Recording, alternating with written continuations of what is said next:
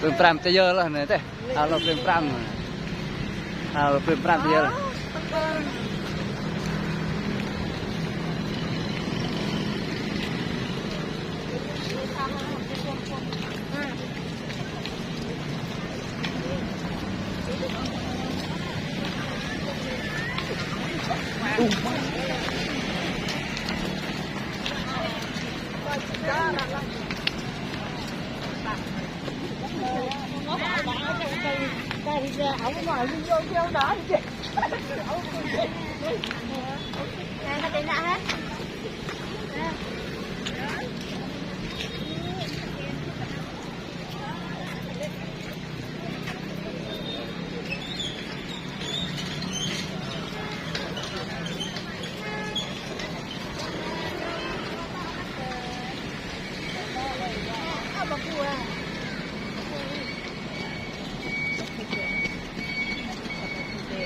Thế là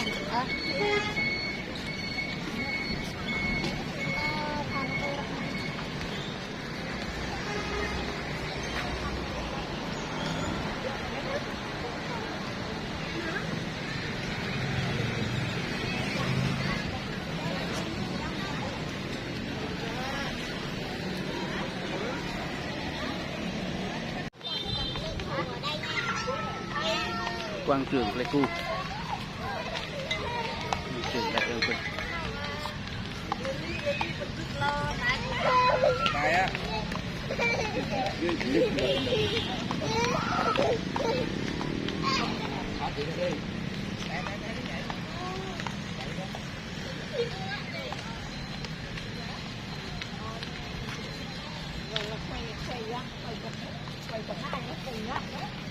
Quay phong cách nó quay canh nhà sàn. quanh chép rồi đó.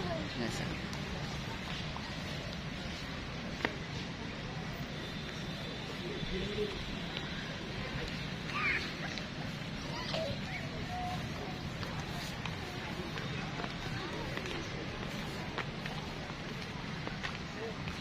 Đây là phong cảnh quang trường Pleiku nha mọi người. Đây, đây là nhà sàn nhá.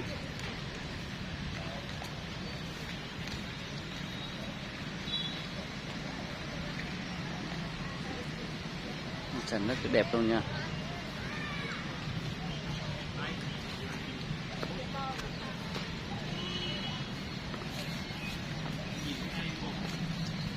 Cái này hồ nước. Hồ nước.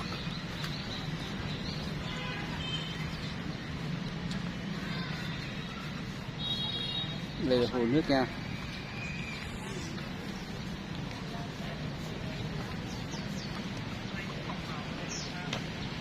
Lắc tôm nam con. Một nhột quá. Lắc tôm nam. Lắc tôm nam.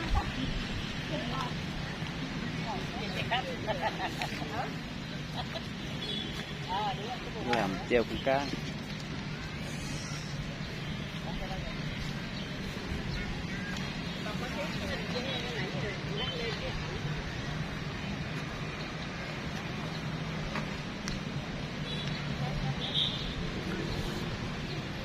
Đường đi bộ nha.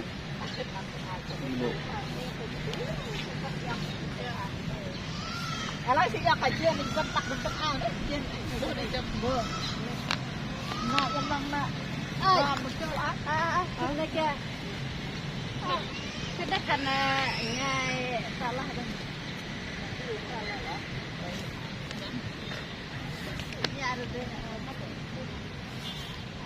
Xe bò kia, xe bò cho rôm.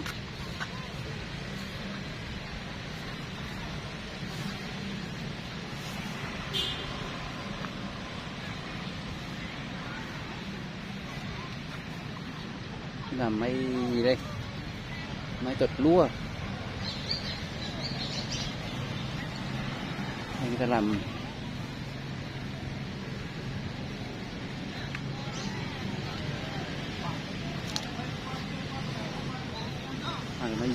máy dứt váy nha mọi người. Rồi.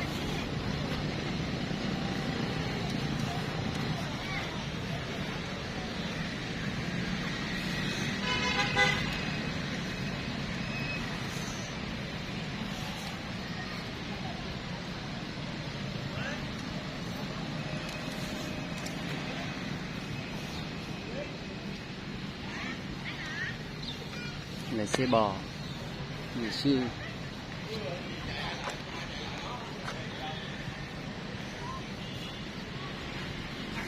Xe bò của dân tộc Bana Yarai ED ngày xưa ứng dụng nhất.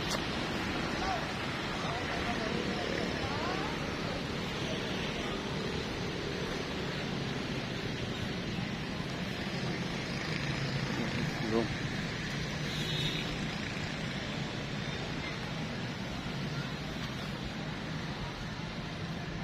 Xe bò 200 năm đi chợ tải hàng vận chuyển lúa chở cao su.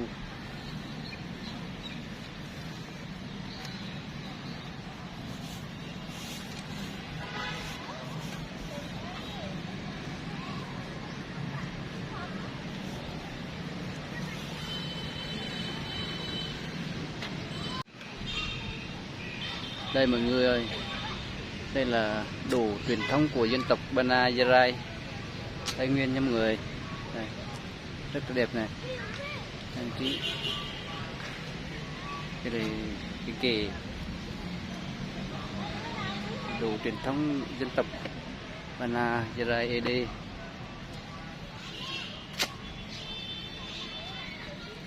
Đồ truyền thống dân tộc nha mọi người. Trưng bày rồi.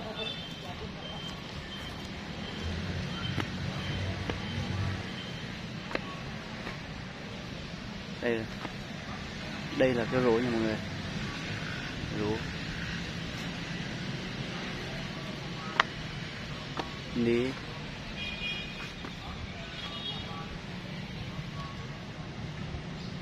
dùng để sang gạo này.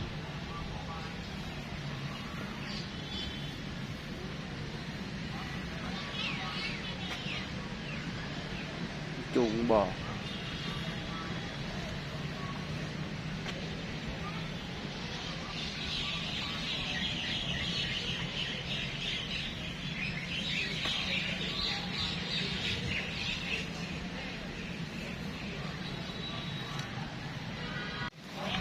Đồ truyền thống dân tộc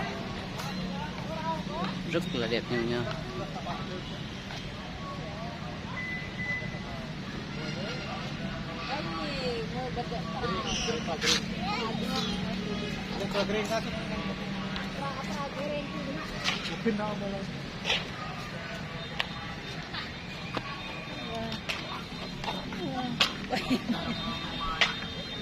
Dân tộc Bana kêu là đum nha mọi người. Đây là đum. Đum. Nia. Nước. Dengar.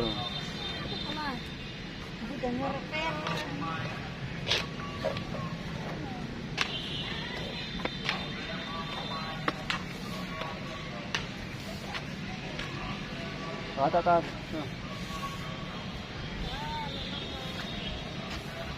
Lên. Người ta bật điện nha. Dạ, nhiều không nhiều đó. Ăn nhiều đó. Hết giờ.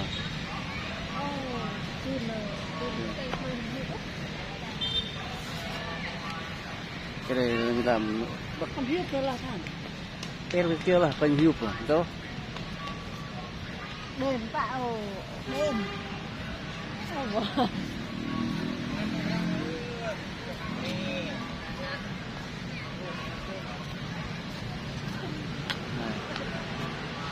Trang trí điện rất là đẹp nha mọi người. Mất tha cho vậy. Đây điện này.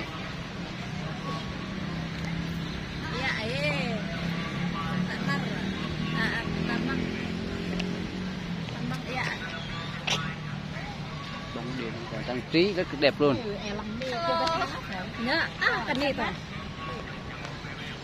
Đây là thị nha.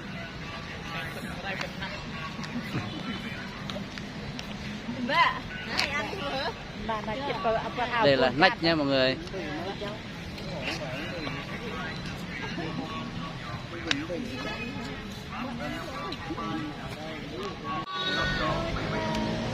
Cái ghề to.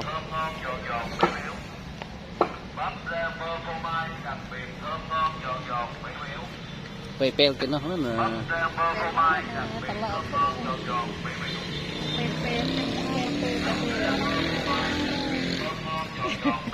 rồi bắp rang bơ phô mai đặc biệt thơm ngon giòn giòn béo béo. Bắp rang bơ phô mai đặc biệt thơm ngon giòn giòn béo béo. Bắp rang bơ phô mai đặc biệt thơm ngon giòn giòn béo béo.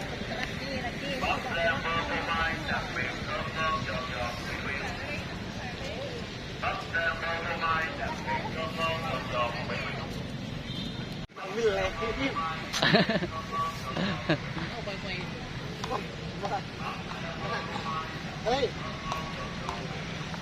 quên một thân ớt Cái nhà là gì đây he? đồ cổ xương xương xương gì đấy Đồ cổ. Tôi không biết cái gì đây ha. Cái xương gì đây ha.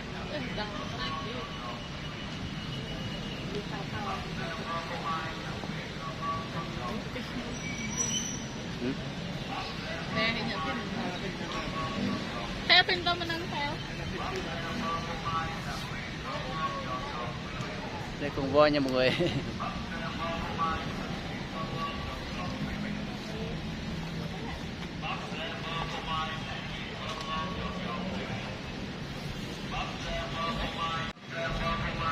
Mọi người ơi, bây giờ mình quay cho mọi người xem quảng trường ở Pleiku nhé. Buổi đêm này có đèn điện đẹp này này, làm bóng đèn đẹp.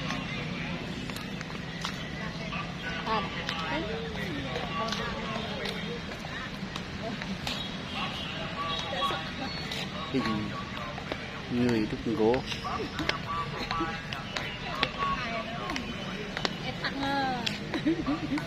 Nhầm nằm tay tụi nó lại quay rồi lâu rồi. Nằm bàn tay lâu rồi. Bây giờ mình quay cho mọi người xem nha. Quay cho mọi người xem quảng trường.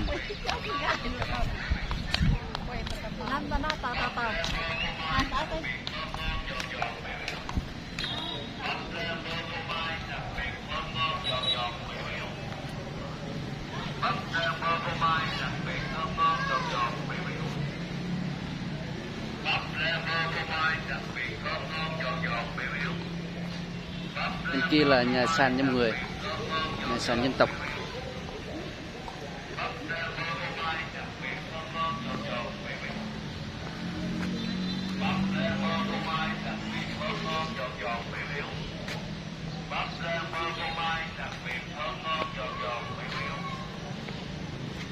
Đây là hình phụ nữ rất đẹp nha mọi người.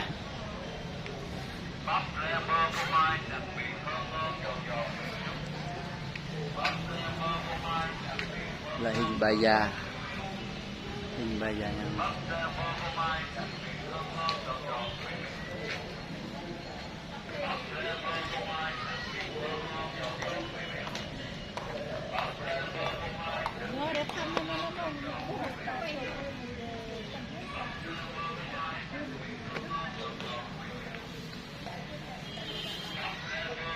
Đủ thứ hết, chim.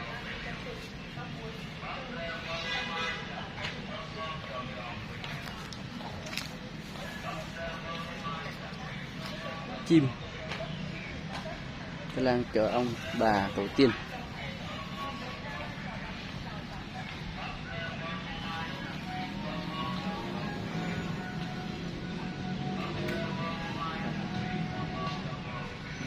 Chim tà lang chợ ông bà tổ tiên nha mọi người.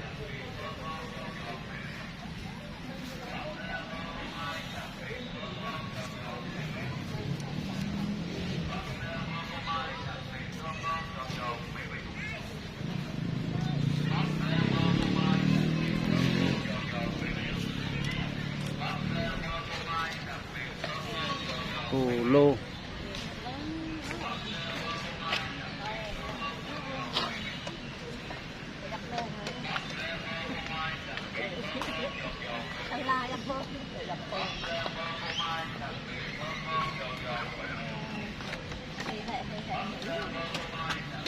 hồ lô bé.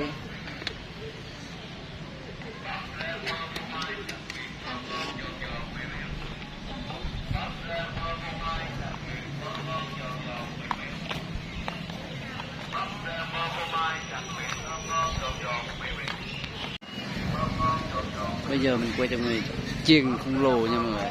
Đây, chiên rất là to luôn.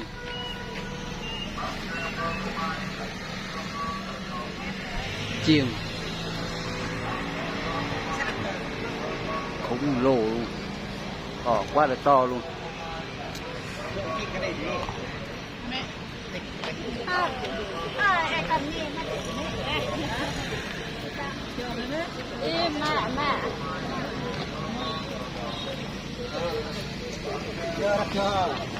Đây là con rồng nha, dắt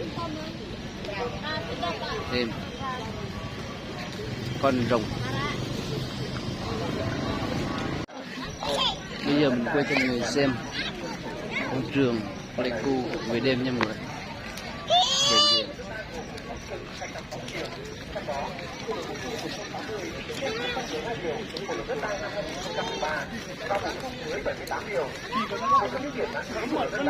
Là bổ sung một số loại đất vào nhóm đất nông nghiệp, phi nông nghiệp, chúc mừng năm mới. thích ứng với biến đổi khí hậu, với việc sử dụng đất đai có hiệu quả, phát triển kết cấu hạ tầng để làm tăng giá trị của đất. Hiện cấm hành vi vi phạm chính sách về đất đai đối với đồng bào dân tộc thiểu số. Đây là con rồng khổng lồ Không quản lý sử dụng đất đai. Pleiku. Bên cạnh đó, yêu cầu quyết định bổ sung giá đất, đồng thời quyết định cụ thể nguyên tắc căn cứ phương pháp định giá đất, bảng giá đất thì bên Việt Nam thấy Nó prao này chứ. Tích nè.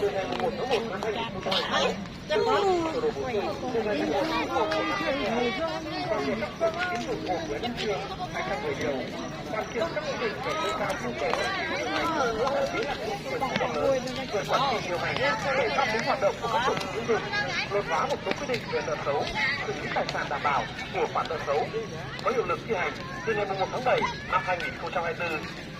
Tại buổi họp báo, trả lời câu hỏi của phóng viên liên quan đến việc luật đất đai quy định bảng giá đất lần đầu chỉ công bố áp dụng từ ngày 1 tháng 1 năm 2026. Tài nguyên và Môi trường cho biết việc xây dựng bảng giá đất và cơ sở dữ liệu giá đất theo ông Lê Minh Ngân, cơ quan soạn thảo đã cân nhắc thời điểm bảng giá đất được công bố lần đầu và áp dụng vào đầu năm 2026 để có đủ thời gian xây dựng cơ sở dữ liệu về đất đai, đảm bảo các điều kiện để xây dựng bảng giá đất và để chuẩn bị một cách chú đáo kỹ lưỡng, đảm bảo các cái yêu cầu của cái bảng giá đất có hiệu lực từ 1 tháng 1 năm 2026. Nhưng trong những khoản số này có nói sau là bảng giá đất là các theo loại đất, khu vực vị trí. Tất nhiên trong đó là những cái khu vực mà có bằng cái địa chỉ có cơ sở dữ liệu về giá đất thì bảng giá đất là các vị trí cửa đất và theo vùng giá. Hình to con Huê à? Nếu như địa phương nào